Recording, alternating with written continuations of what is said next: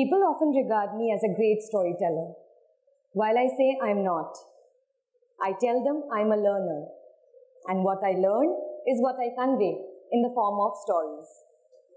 As paradoxical it may sound, but at times I like the compliment. So how many of you have heard of this famous quote by author Philip Pullman? After nourishment, shelter, and companionship, stories are the thing we need the most in the world. Yes, the quote mentions stories. Now let me ask all of you, what are stories? Have you ever heard those stories from your grandparents? Those cute folk tales? How was the experience? I too cherish mine. We are also fond of watching web series and movies. And during our childhood, we used to watch all those cartoon shows like Pokemon, Tom and Jerry, and Winnie the Pooh show. So what are they? They are all stories.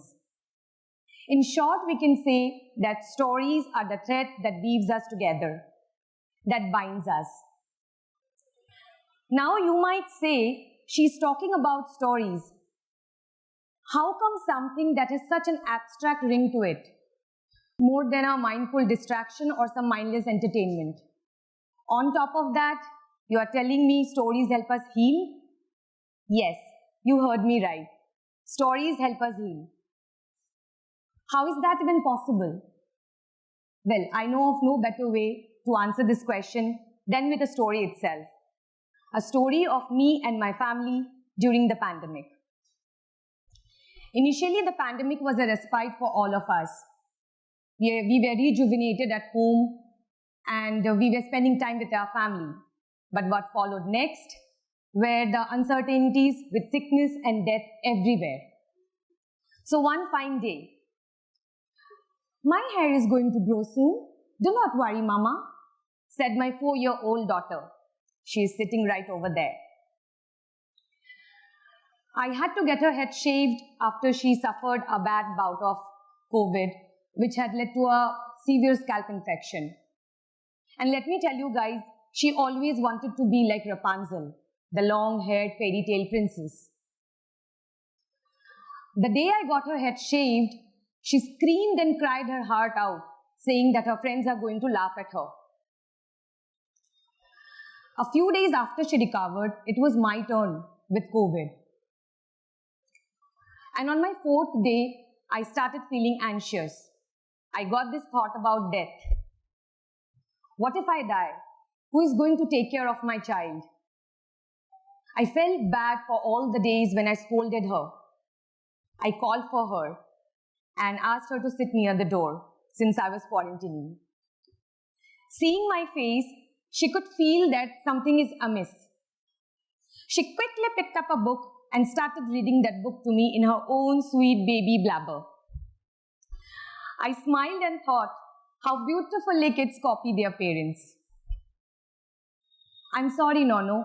Well, that's her nickname. I blurted out. She was taken aback. She wanted to hear some "I love you" or a "thank you" sort of response for all her hard work to cheer up her mama. "What for are you sorry, Mama?" she asked. To which I said, "Since I got your hair shaved without even taking your permission, I'm feeling bad for it." What she said next left me flabbergasted. "It's okay, Mama. My hair is going to grow soon. Even if my friends do not like me now, they are going to soon like me later." These words coming from a 4-year-old is a big thing. "It was written in that book too, Mama. Remember?" And bam, I knew where she picked it up from. A few days back, I read this book, The Day You Begin. And it was about a girl who joined the school in mid-session and she could not fit in. She had no friends. But as they say, time heals everyone and everything. She finally mustered the courage to share her experiences with her friends, talk to her peers, and later made loads of friends. Does it sound like a fairy tale? Probably it does. But many times, that's all that suffices. Nora's positive attitude towards her situation was only because of the book I read to her. Let me give you another instance. So my father, who is in his late 60s, was experiencing the pandemic for the first time, like all of us. And me coming from a psychology background, I could see the stress in him. One fine day, I heard him talking to my dog Waffle. Waffle was barking loudly, to which my father angrily said, "Do not bark. Look at the dogs outside. They are all dying of hunger. Since you are fortunate enough to get food and shelter, you are not supposed to bark." That was not my dad speaking. That was his stress, which caused him insomnia, irrelevant mood swings, and frequent fights with my mother. His situation made me sad, and I wanted to help him out. We at times term mindless boggling of social media into an addiction. But that afternoon, a few minutes of browsing led me to this online storytelling group that catered to like-minded people in the age group of 40 to 60 years. I knew I wanted my dad to enroll in the program, but convincing him was a different ballgame altogether. He gave me n number of excuses, from being technologically backward to screen time is going to affect his eyes.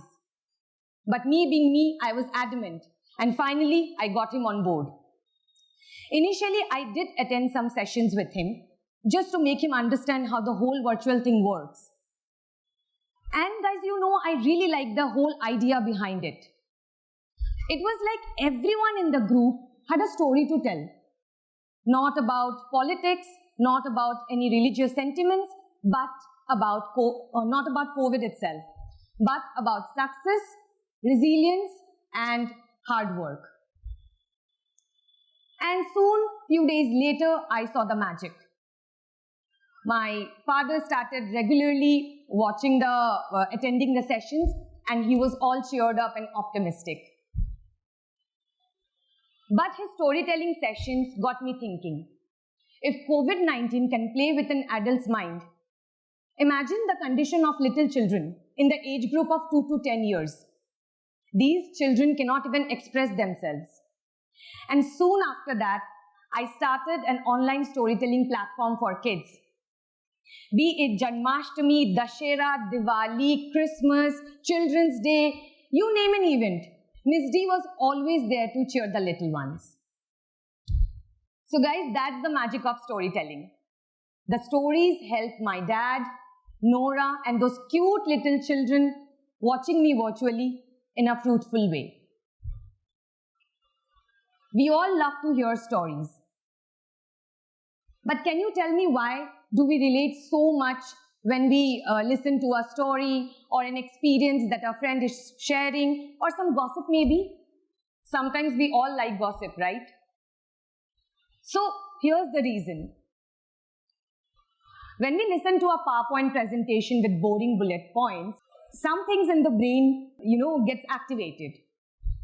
Let us take an example of a box full of balls as brain. So when we listen to a PowerPoint presentation, only 2 balls in the box starts vibrating.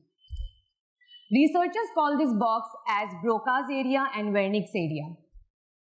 Overall, it hits the language processing parts in the brain that decodes words into meaning. That's it. Nothing else happens. Now, when we listen to a narrative of events or a story or read a novel, researchers say that every other part of the brain gets activated, which means that each and every ball in the box vibrates. And that's it. It's the result of a cause and effect, and that is how storytelling happens, and that is how we think. And that is not all. There are many more benefits of storytelling that has been proven beneficial. If I ask you, how many of you have watched the movie 3 Idiots? Most of us, right? Remember Raju from the movie who survived a painful suicide and how his friends and family, especially Rancho, helped him heal? Kammo ki shaadi tay ho gayi hai. To which Raju wakes up and says, और कितना झूठ बोलोगे? For those who do not know, Raju was in coma after the accident. Do not think that I am promoting Indian cinema over here, but it has been scientifically proven by researchers in a hospital in United States that coma patients who heard stories told by family members via recordings played on headphones, recovered faster than patients who did not hear stories. So now you see the power of story. If unconscious minds can react so well to stories, imagine how good it can do to conscious minds. And that is the reason I believe that it is high time that hospitals, orphanages, and old age homes should start making it mandatory to introduce storytelling as a method of treatment. Are you guys feeling like that there is this Miss D on stage asking you guys to read stories to your children, nieces, or nephews, or just asking you to take your parents to a storytelling session? Well, I feel you guys completely here, but you have not got me complete. Let us all do an exercise together. Let us take a look into each other. Take a peep around you. What do you see? Stories. A million untold stories. Each one of you is a volume full of stories of your life and everything that you embody. Each a story in itself, waiting to be heard, waiting to be expressed, or just simply waiting there for someone to come and take a read. Sharing stories has great power. Let us just take it a step further and say that sharing stories, especially about hard or difficult subjects, can be life-changing. Do you know the reason why? You never know when your story can help someone in your friends and family overcome an obstacle in their life. Remember, life moves to and fro like a pendulum, and every one of us has a story to tell, be it good or bad, sad or happy, success or failure. All we have to do is find the good in the bad and give a patient lending ear to the ones who need it. And for all those of you who do not have someone to hear your story, you can share your story with your journal, listen to your favorite podcast, or probably hear a TED Talk. Only you can bring your unique perspective to your life, and your story might be the change to changing you and others, heal, bring resiliency, and create a vibrant future. Thank you so much.